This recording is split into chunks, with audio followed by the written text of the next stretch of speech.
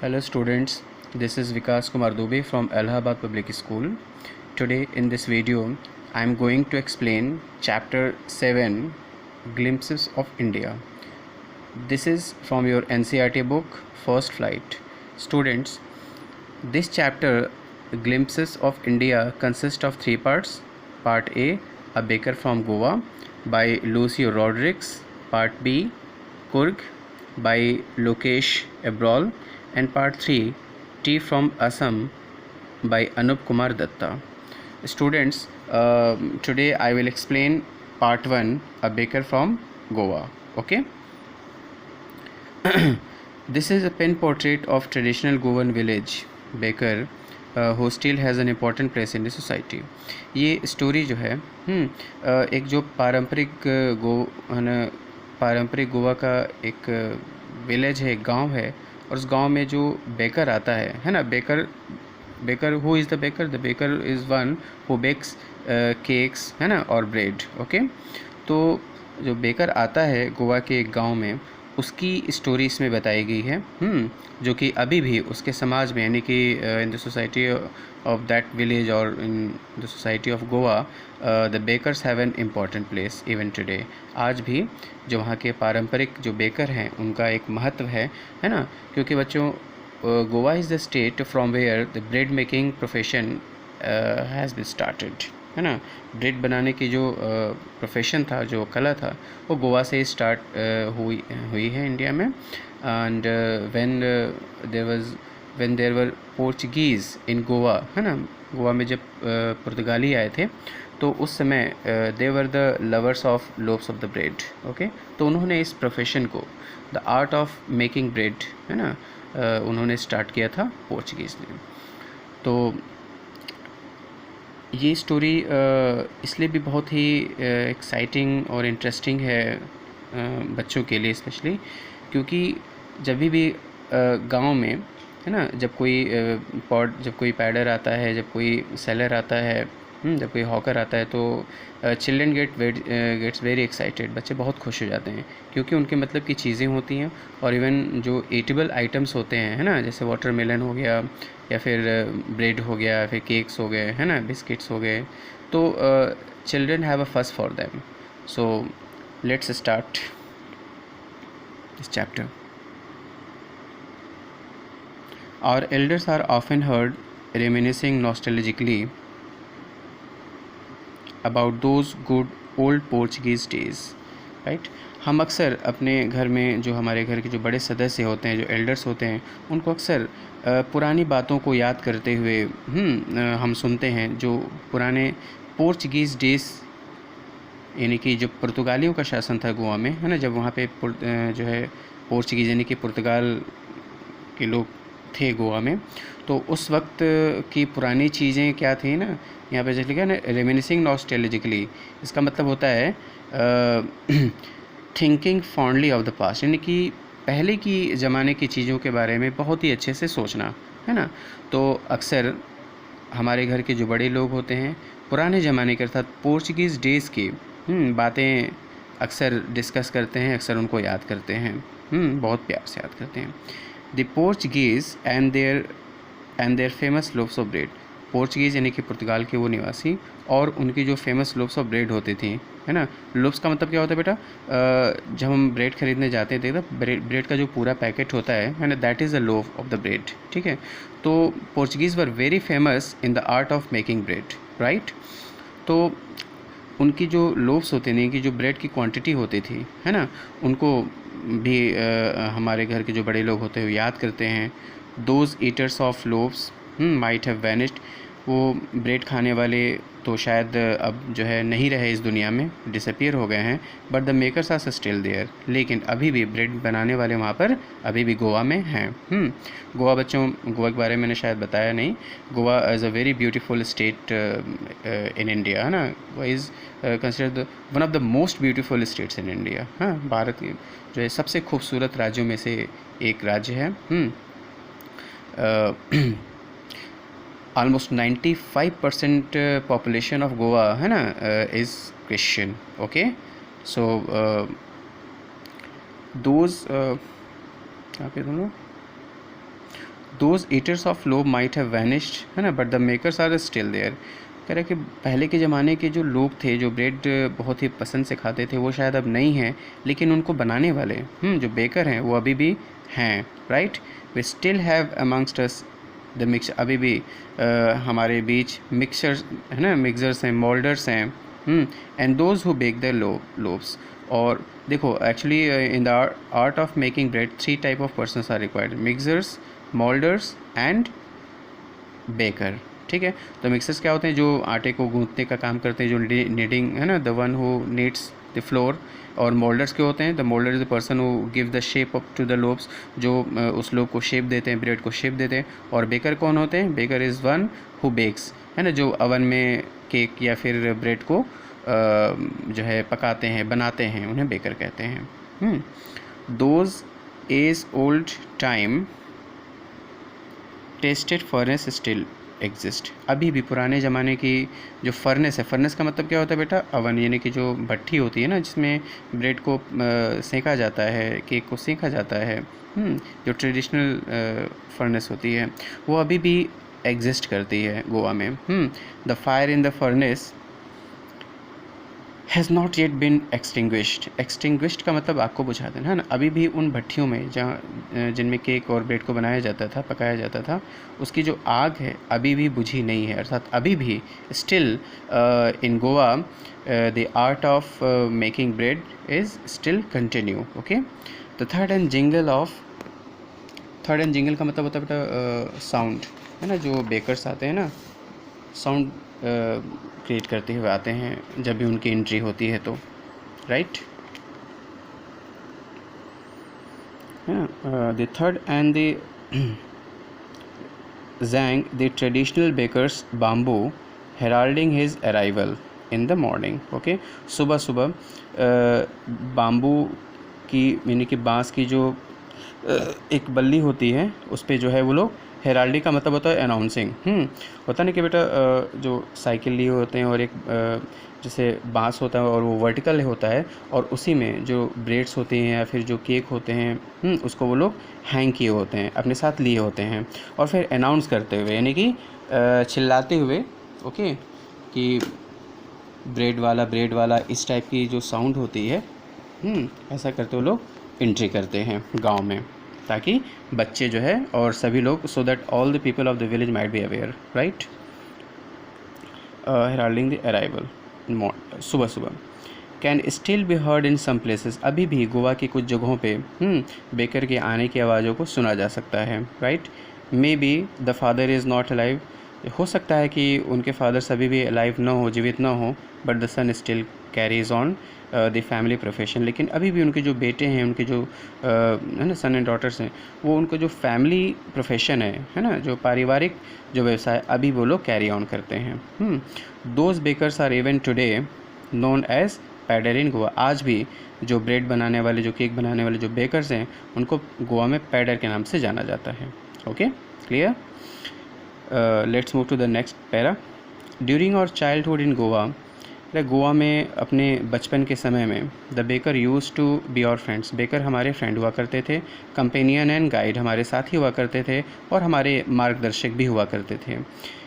He used to come at least twice a day, वो लगभग दिन में 2 बार आते थे। अब यहाँ पे ऑथर जो है अपने बचपन के दिनों को, अपनी ओल्ड मेमोरीज़ को याद कर रहा है ना, और कह रहा है कि जो है दिन में 2 बार आते थे बेकर। वंस, एक बार तब आते थे when he set out in the morning on his selling round, जब सुबह सुबह जो है सेलिंग राउंड पे निकलते थे बेकर्स, यानी कि अपने केक को, अपने ब्रेड को बेचने के लिए निकलते थे।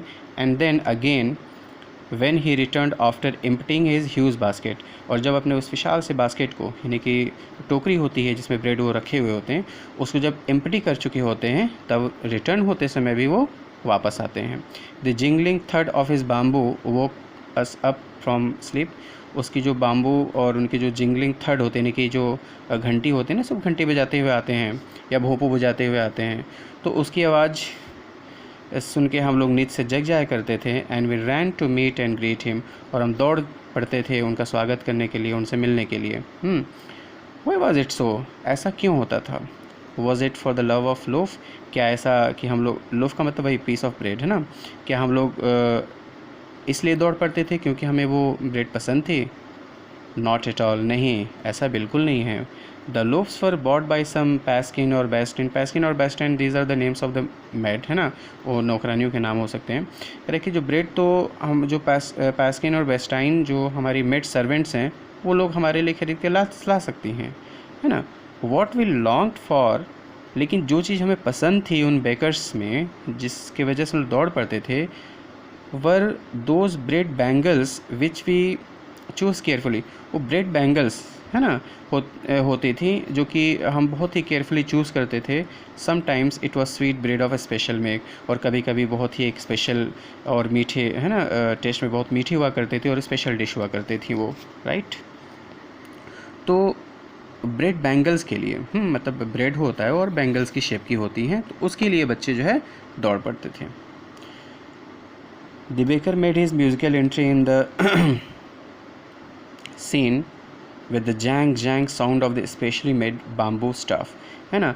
बाम्बू स्टफ का मतलब होता है बांस जो होता है, समझ में आ रहा है ना। तो बांस की बनी हुई जो एक इनकी कैरियर होता था जिसमें अपने ब्रेड को, है ना, वो लोग कैरी करते थे। उस जैंग जैंग की साउंड करते हुए म्यूज़िकल एंट्री होती थी उनकी विलेज में, है ना, गांव में। क्या होता था, one hand supported the basket, एक हाथ से वो लोग बास्केट को सपोर्ट कर रहे होते थे ऑन हिज हेड, अपने सर पे, and the other bank the bamboo on the ground, और दूसरे हाथ से वो लोग क्या करते थे, उस बांस को यानी कि बाम्बू को ग्राउंड पे ऐसे रखते थे सपोर्ट करने के लिए। We would greet the lady of the house, right, we would greet the lady of the house with good morning, sorry ही, कह रहे कि फिर जब बेकर आता था तो वो घर की जो महिलाएं होती थी उनको गुड मॉर्निंग विश करता था बहुत ही अदब के साथ, तमीज़ और तहजीब के साथ। And then place his basket on the vertical bamboo, और तब ऐसे वर्टिकल जो बाम्बू की शेप होती थी उस पर अपने बास्केट को प्लेस करता था। And then placed his basket in the bamboo. We kids, और हम जो बच्चे थे, we kids would be pushed aside, हम लोगों को घर के अंदर धकेल दिया जाता था, है ना, विद अ माइल्ड रिब्यूक, हल्की सी डांट के साथ। रिब्यूक का मतलब डांट होता है, scolding. And the loaves would be delivered to the servant, और लोफ्स खरीद कर और सर्वेंट को दे दिया जाता था कि तुम लोग लो, हिफाजत से रख दो, right. But we would not give up, लेकिन हम लोग जो है वहाँ से हटते नहीं थे। We would climb a bench, हम लोग बेंच पे चढ़ जाते थे, और पैरापेट, पैरापेट का मतलब तो रेलिंग होती है, रेलिंग पे चढ़ जाया करते थे। And peep into the basket, और हम लोग उस बास्केट में से झांकते थे, है ना, पीप में झांकना होता है, झांकते थे। समहाउ, किसी भी तरह, I can still recall the typical fragrance of those lobes, अभी भी मुझे याद है कि जब एक्चुअली ब्रेड से बहुत अच्छी फ्रेगरेंस का मतलब सेंट होता है, अच्छी स्मेल आती थी, तो कम से कम ये लोग स्मेल ले सकें इसलिए वो लोग बेंच पर चढ़ जाते थे। Loaves for the elders and the bangles for the children, कहते जो बड़े बड़े लोव्स होते थे ब्रेड के वो एल्डर्स के लिए ख़रीदे जाते थे, और जो छोटे छोटे शेप की जो पावरोटी टाइप की होती थी, है ना, जो ब्रेड बैंगल्स होते तो बच्चों के लिए खरीदे जाते थे। Then we did not even care to brush out it, oh my God. अब जबकि ब्रेड ताज़ा ब्रेड और ब्रेड बैंगल्स हमारे घर में आ चुका है तो हम लोग दांत साफ़ करने को भी ध्यान नहीं देते थे, है ना। Even we did not care to brush our teeth और वॉश आवर माउथ प्रॉपरली, हम लोग ठीक से मुंह भी नहीं धुलते थे। एंड वाई शुड वी, और हमें धोना भी क्यों चाहिए, है ना। Who would take the trouble of plucking the mango leaf for the toothbrush, अब ऐसे समय में कौन मैंगो टूथब्रश करने के लिए जो है आम के पेड़ से वो दातुन तोड़ के लाएँ, राइट। मतलब they were not, they do not want to be bothered, है ना, for plucking the mango leaf, है ना, which should be used as the toothbrush. And why was it necessary at all, और अभी की ज़रूरत भी क्या है, मैंने दातुन करने की, ब्रश करने की ज़रूरत ही क्या है। The tiger never brush his teeth, अरे कि टाइगर यानी बाघ कभी भी अपने दांत साफ़ नहीं करता, कभी ब्रश नहीं करता। Hot T could wash and clean up everything so nicely, जब हम गर्म गर्म सुबह की चाय पीते हैं तो वही गर्म गर्म चाय हमारे मुंह को, हमारे माउथ को बहुत ही नाइसली क्लीन कर देती है, आफ्टर ऑल, पूरी तरह से।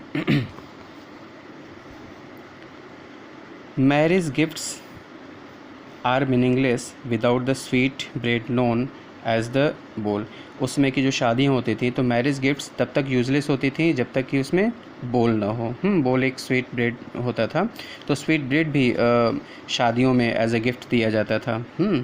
जस्ट एज अ पार्टी और अ feast loses the charm without bread, क्योंकि बिना ब्रेड की कोई भी पार्टी, कोई भी दावत होती थी तो वो जो है इंटरेस्टलेस होती थी, है ना, उसका कोई भी अट्रैक्शन नहीं होता था। मतलब कि bread were the centre of attraction in the party और in the marriage ceremony. Not enough can be said to show how important a baker can be for village, है ना। अब इससे ज़्यादा हम नहीं बताया जा सकता कि एक बेकर की क्या इमेज, क्या इंपॉर्टेंस होती थी गांव में।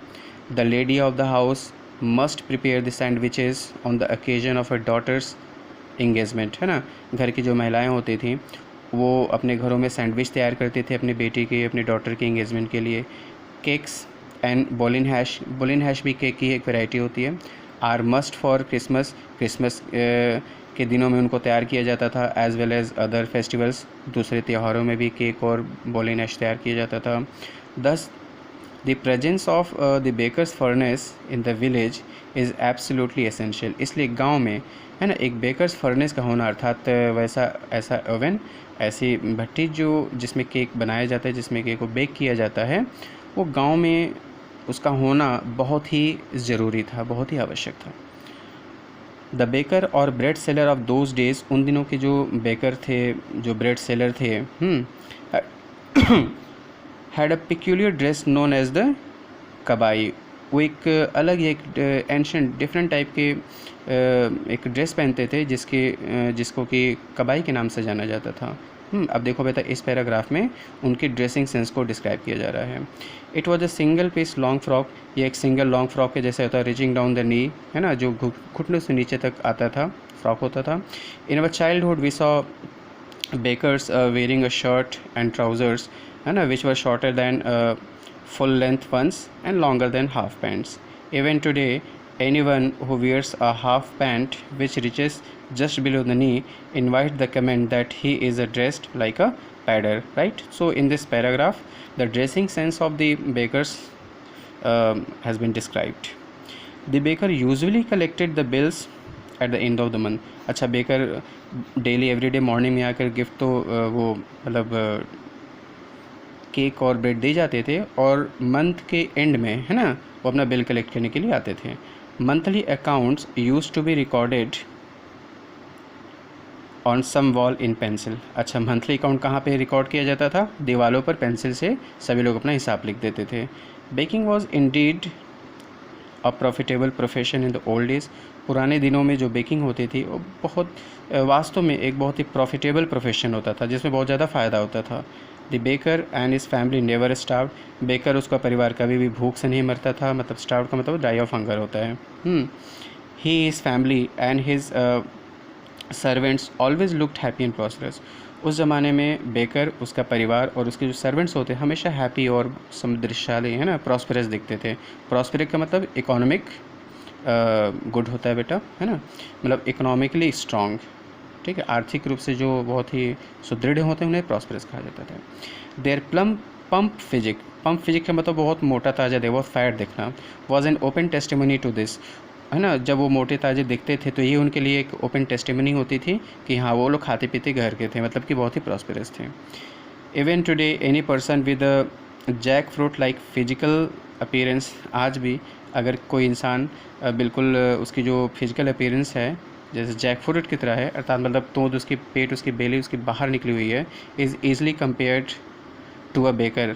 आज भी गोवा में उसको एक बेकर के जो है बेकर से तुलना किया जाता है कि ये जो है बेकर की फैमिली से बिलोंग करता है।